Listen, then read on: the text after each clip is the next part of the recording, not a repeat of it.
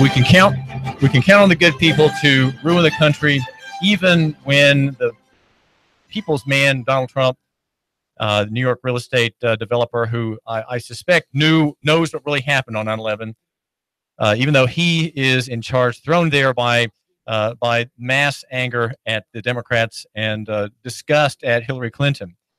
Even under him, and the rebellious Republican Party, we are having new debts. In fact, Friday, the federal debt officially passed $20 trillion as the exemption, the debt limit was raised by hurrahs in the Congress. On that one day, the debt imposed upon future generations and all users of the Federal Reserve note currency rose by $317,645,000,000 when Donald signed that bill as at the close of business on Thursday, September 7.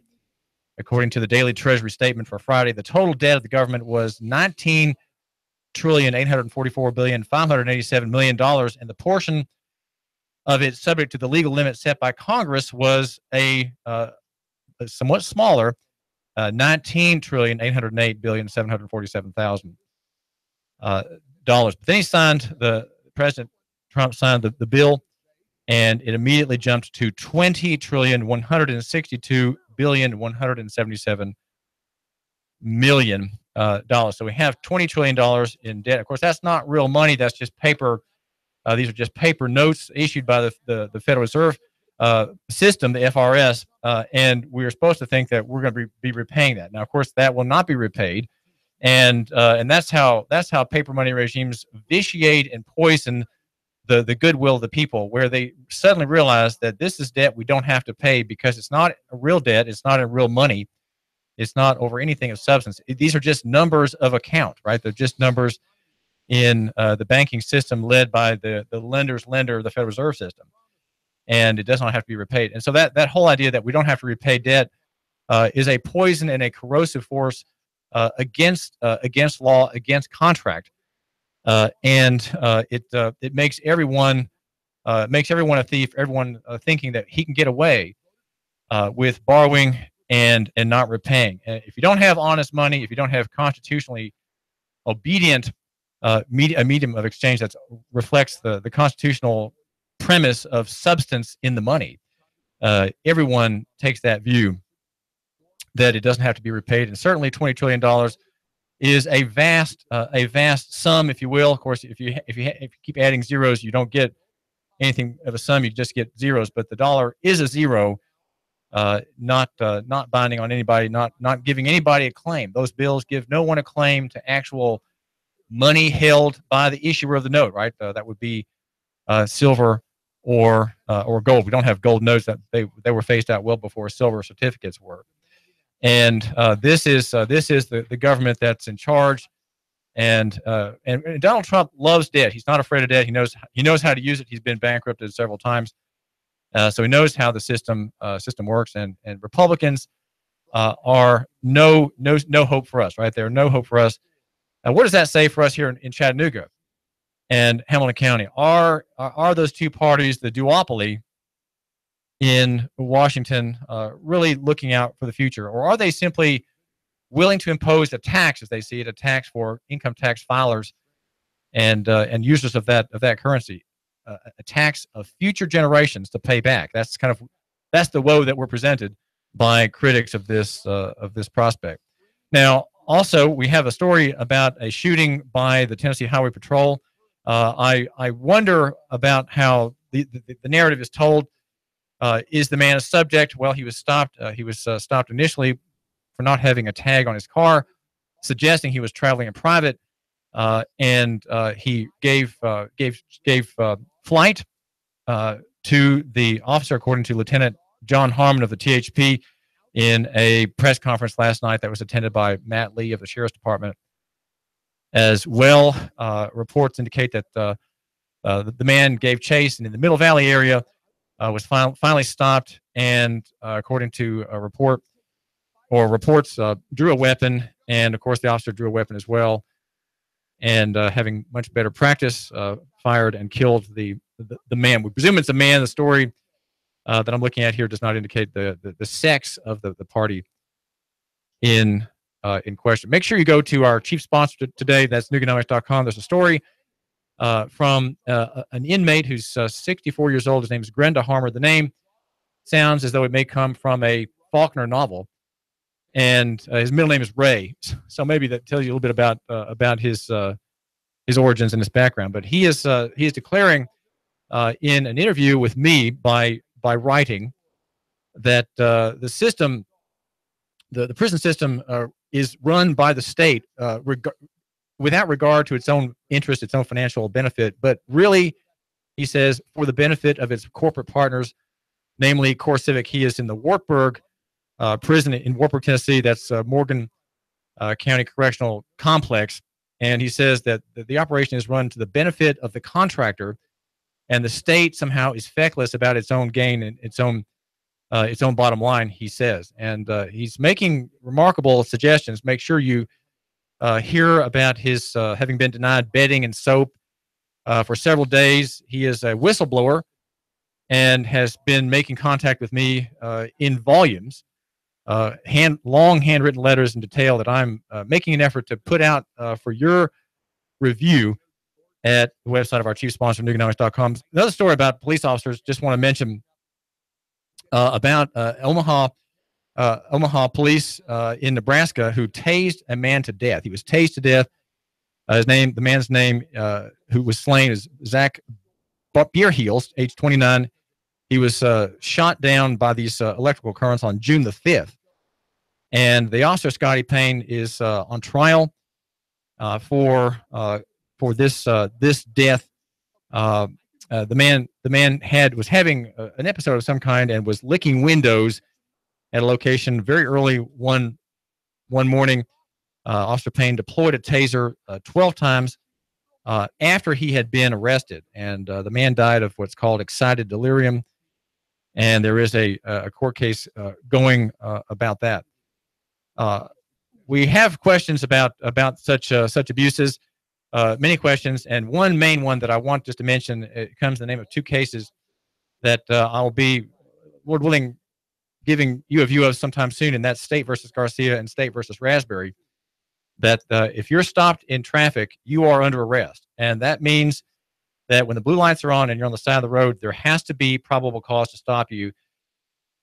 You read your rights. We do have a Miranda rule in Tennessee, and as far as I know, the Tennessee Highway Patrol does not honor that. As far as I know, given the arrest of Anthony Gladden, who had in his car back in June Demetrius Coonrod, the city councilwoman, Miranda is not read for people who are under arrest. Right? If you're arrested, you have a right to be Mirandized, and that's a reform I think that's long called for, and we are working on this question still, among several other questions, including what I believe are an abuse by police departments the police department in Chattanooga, and that is the use of unmarked car in transportation stops and traffic stops. These seem to lack the proper notice and do not have explicit authority in the statute. So these are a couple of stories I'm working on, and appreciate your forbearance. We have broached these topics before, and wanted just to give you a quick update on that. State versus Garcia and State versus Raspberry. If you're stopped, you are under arrest. Okay, you are not being detained. You are under arrest, and the officer should read you your rights. He should read you your rights, and by policy, that is not being done in Hamilton County, I think, as a whole. I'm not sure about the Sheriff's Department, but I believe that this is an important oversight that is not an oversight. It is policy. These are policy. And we need to have you, my listener, give me a report. Contact me through Nooganomics.com. That's Nooganomics.com. Just drop me an email and give a report. We're talking now with John Wright, who is the head of the Chattanooga Area Emergency Readiness Charity. It's an organization that's a year old now. It's a 501c3, and it has a meeting every second Saturday, every second Saturday of the month. Starting at 6 o'clock, just after dinner. Get an early dinner with your family and go over to New Bethel Baptist Church on Harrison Bay Road, out in Harrison. John, give my listener an idea of why he should be someone who cares about other people, or should he be prepared because he cares about himself? Which is the better motive, do you think, for the listener here on the David Tulis Show? I think you get a lot further down the road if you're prepared for other people, starting with your family and your neighbor. I could go into theological arguments, and I get the feeling that that the gentleman I'm speaking to right now is probably a fellow believer. And we're told to love our neighbor. When we take a look at Corinthians, and we're given this list of things that love is. That's not just marriage. That's how we're supposed to be love in action toward the people around us as ambassadors of Christ. Now, that said, we ended last segment with the question of FEMA, and I tend to be a pragmatist. I don't like that there has to be a FEMA, but there is a FEMA, and we've actually got a relationship with TEMA and the Emergency Management Agency locally. They're good people. Like anything, the people sort of save the organization, right? The people are always the salvation of. Oh, they're awesome people downtown. Not a great group. The people downtown are awesome, but look, and here's where I'm going to upset people. And being part of a charity, I try not to ever upset people. That's just part of it. But it has to be said what I'm going to say here. You, sir, say you're a conservative, which means that you, the listener, male or female, you say you're conservative, probably. Part of being conservative is being financially responsible for owning your responsibility to yourself, your responsibility to your family, your responsibility to God. And that's out of order. But those are your responsibilities, and your responsibility to your neighbor. Kicking back, not being prepared, waiting for the government to come save you is not being responsible. And the government, who a lot of people throw stones at, are freely telling you, openly telling you, that they can't save you, that it's your responsibility. And again, I go back to that interview with Director Whaley. A lot of people, after something's happened, they want to throw stones. They've got to blame somebody. Blaming somebody other than yourself is not being conservative, okay? You've got to own your own responsibility. If you did, and if most people did, there would not be a need for a FEMA. Right now, there are people in the Florida Keys who saw a hurricane coming for 2 weeks, then a week out, and 3 days out. An evacuation order is given. They still would not leave. They weren't prepared. They did not have adequate supplies. But by gosh, by golly, they were not going to leave. And now they're yelling because they're being charged to be taken out of the Keys. You can't have it both ways. You're either going to be a big statist, relying on the government to save you, or you're going to be a conservative and take care of your own business. Okay? And that's the long and the short of it. Okay? Do I go that boldly when I talk to other people? I say the same things, but a whole lot less in your face. If you're really going to be what you say you are, you need to be prepared. At least have the FEMA and the Red Cross standards. A lot of people are throwing stones at the Red Cross right now. Red Cross is fully volunteer, okay? And they're yelling in Florida, they're throwing Red Cross under the bus again because Red Cross volunteers didn't show up. Go back to the contract. Red Cross was only contracted to have 7 shelters. 7. They contracted 7 because that's all the volunteers they could come up with. Because people aren't volunteering. People aren't loving their neighbor, even locally. Not even here. Okay? Not even here in Chattanooga, where we should be taking care of our own. So are we what we say we are? And that means that we have to give an objective. We have to analyze our own selves before we go casting stones at somebody else. Analyze yourself. Are you what you say you are? Okay? Do you have the supplies? Have you done an inventory of your home? Do you know? Have you done a fire escape plan?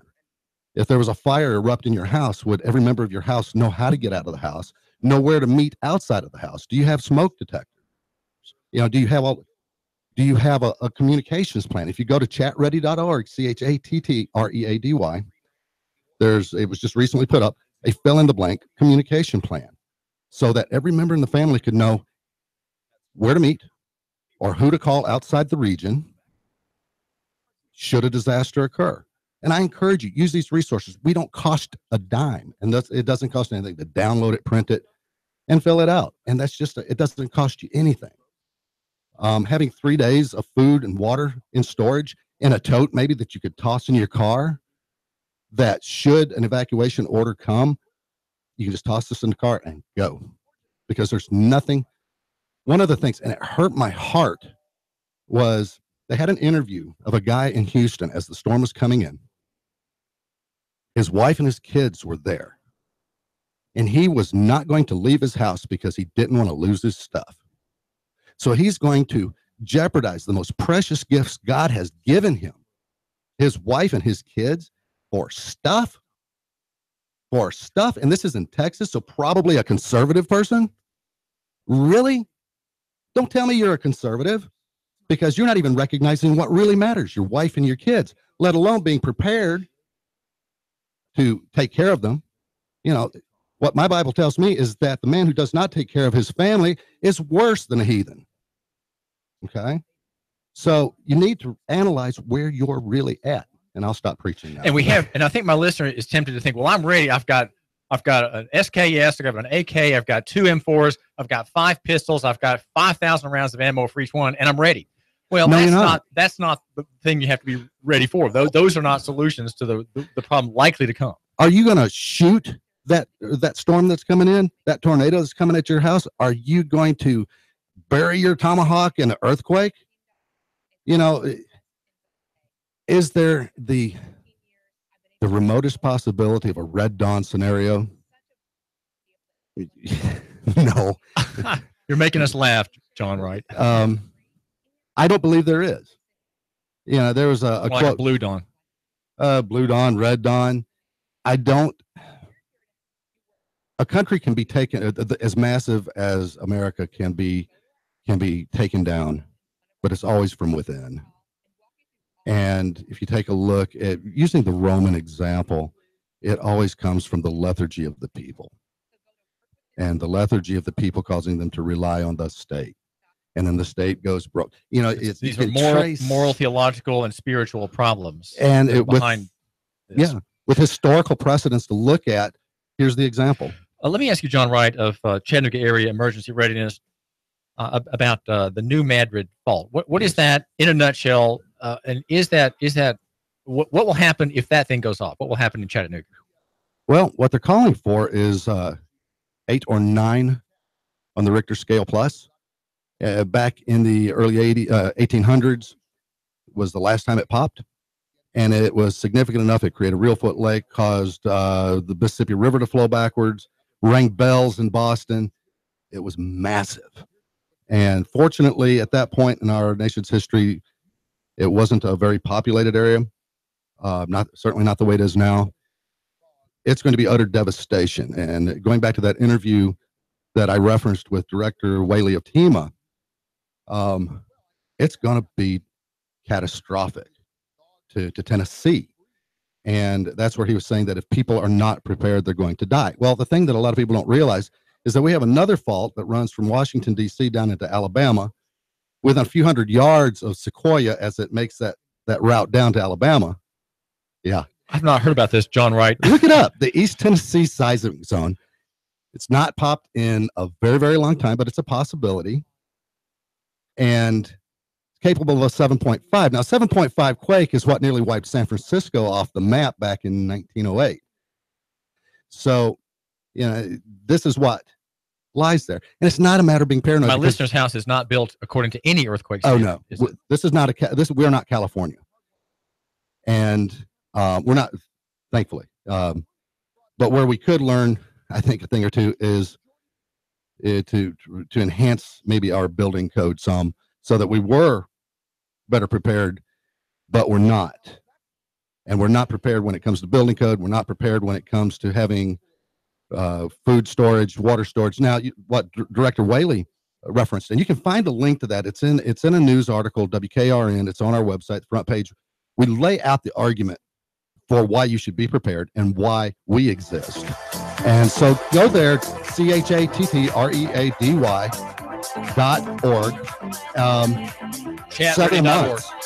What he says. And it's the second Saturday monthly meeting at 6 p.m. just after dinner time at New Bethel Baptist Church on Harrison Bay Road. This is David Tulis. John Wright, thank you for joining. Thank you for having me, Dave. John Wright is with Chattanooga Area Emergency Readiness, and do tune into what he has to say. David Tulis here. We argue for local economy, the free market, and loving your neighbor and buying local and saving local people in a disaster. David Tulis. In-depth traffic, news, and information. Mornings on Nooga Radio.